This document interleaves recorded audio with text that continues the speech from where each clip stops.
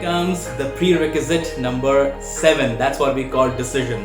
What decision the individual has actually taken, what decision the company as a whole has employed. When we talk about decision, at times the cases can be open-ended and at times the cases are close-ended. When you are keeping the case open-ended, you're creating an opportunity for a further discussion and you are leveraging the spirit of those who are reading it so that they can understand it and they propose their own decisions to it. So you have the data, you have solutions, which are multiple solutions available as well, and at times there is an absence of solutions as well. So if you're documenting the decision as well, that what decision is actually taken, to create the better essence, keep the case open-ended. That's the best thing that you can do, because that will going to bring more energy and more to the mind and will going to stimulate more thoughts of the reader to propose a better decision.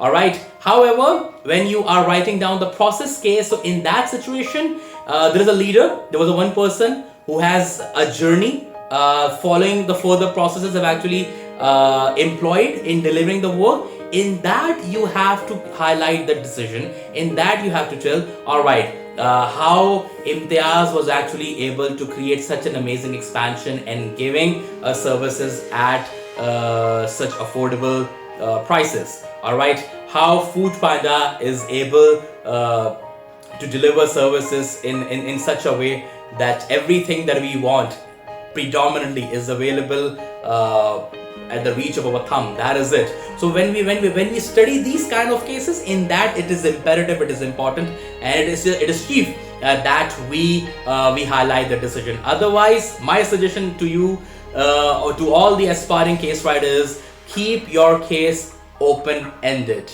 If it's a problem case, in the process case, yeah, you can add the decisions.